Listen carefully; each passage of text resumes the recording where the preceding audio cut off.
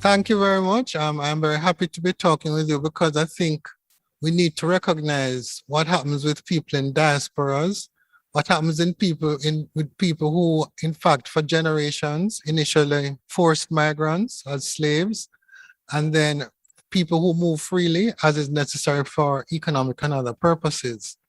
So I think that one of the places I would love to start at is relating to some of my family this time last century. And they went to Panama, Cuba, Costa Rica to look for work. And apparently the governor was opposed to those who went to the Panama Canal, but there was nothing available in Jamaica.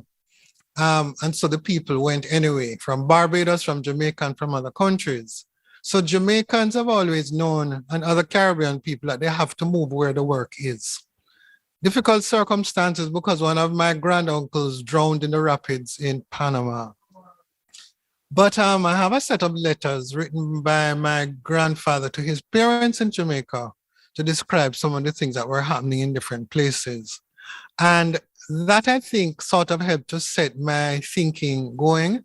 So, for example, my mother's father was in Cuba, and I think in Camagüey. I have relatives who were born in Camagüey. And my grandfather's name was Alfred McCourtin, and it's, he said the people used to call him Alfredo. So migration is not something that's either new or unusual. And it is really driven by people searching for better economic and social things, opportunities, sometimes at great cost to themselves and their families.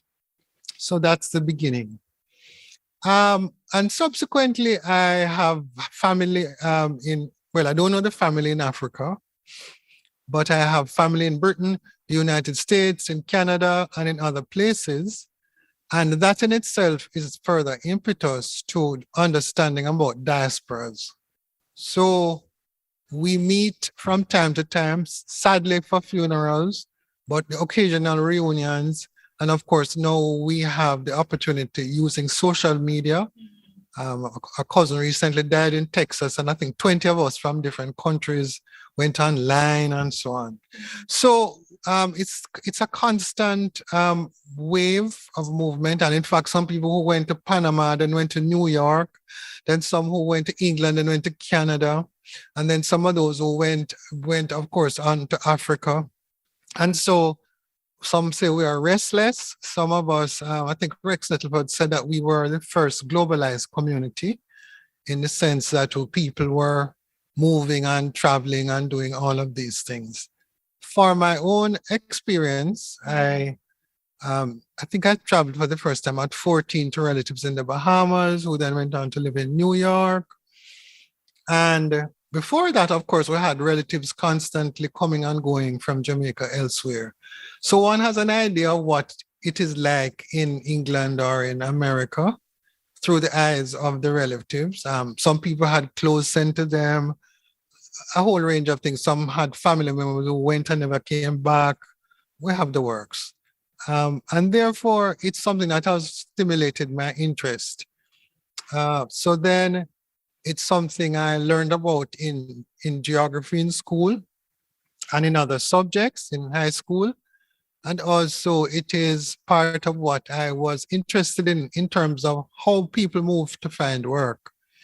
Because a lot of my initial work had to do with managing business and business opportunities in terms of teaching about things like organizational behavior.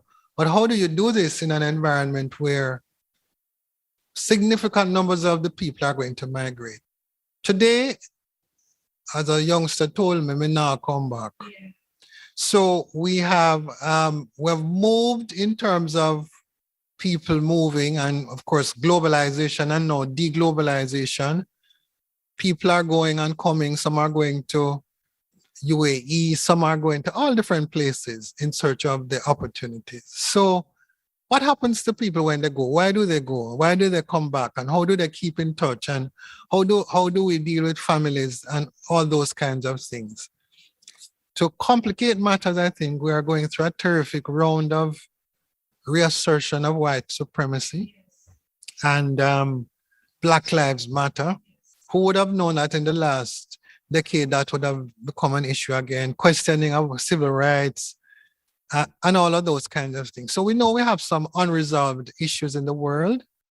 So we are trying to understand what it is that happens to people when they migrate, some of whom become radicalized because they are unaware where they live in the colonies, about, especially those who are of a higher social class and education and color, or to find out that they are Black, or to find out that they are unwanted, and that there is a tremendous amount of suspicion and hostility toward them. And that, in fact, is, I think, cause of why some people actually develop psychological problems, and also why some people become radicalized, because they are now confronted with a new reality. But for all of the downsides, we also have upsides. A lot of the work on Pan-Africanism was done by people who met in these diasporas, whether in Britain or the United States. For the first time, they were meeting other Black people and recognizing that they had something in common with these people. And so there have been some radical movements over decades which have been outgrowths of this. So people like George Padmore from Trinidad and Garvey's work and many other people. Somebody like Malcolm X had a Caribbean parent.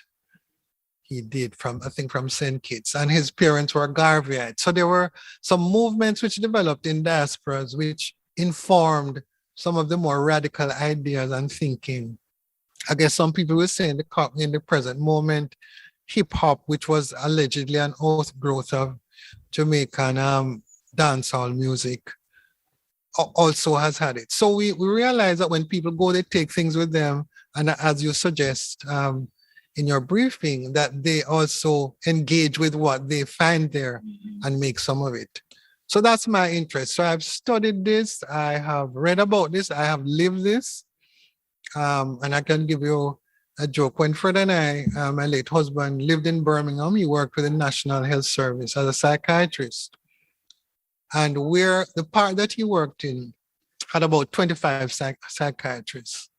He passed for Indian because, of course, many Caribbean people are of mixed heritage, ethnic heritage. And people thought he came from Pakistan. They thought he was a mullah. Some thought he was a Sikh because of a long beard. And many people had a difficulty understanding how a man like him and a woman like me could make a couple. Prior to that, we had lived and worked in New Zealand, where they thought he came from India and I came from the Cook Islands. So one of the things that we are to be aware of is this issue of hybridity in the Caribbean context, which I don't think they really fully understand when they talk about diversity and multicultural societies, because of course these are ideas which are seeming to fall apart. Let's put it that way. So from a personal standpoint and from a professional standpoint, I have been thinking about diaspora studies, and I've been thinking about Pan-Africanism, and I've been thinking about what it is to be a Black person in America, or a Black person in Britain, or a Black person in Canada. So yes, those are the kinds of thoughts that have been driving my thinking, probably more so as I'm growing older, because apparently we are now having some of the highest rates of migration in history. 60 million people moving around, some drowning, some all kinds of terrible things happening. People are desperate, and of course, COVID has not made things any easier. One of the things that I really understood so much better is, why is it that when people migrate, they crave the food that they used to eat? Well, not that I understand much neuroscience, but I'm told there's something called a smell brain. So when you are eating something like hominy, and you have the smell of the cinnamon, and you have the smell of the vanilla, it provokes and evokes something, a sense of calm and so on. And so one of the big areas of the migrant is the food they eat. And some people have established restaurants. It's about what they eat at home. It's about what they cook. And in fact, when in the next generations, in fact, I work with some people in Birmingham who are recovering from mental illness. And one of the things that they were doing was learning to cook Caribbean food because it provided a sense of well-being.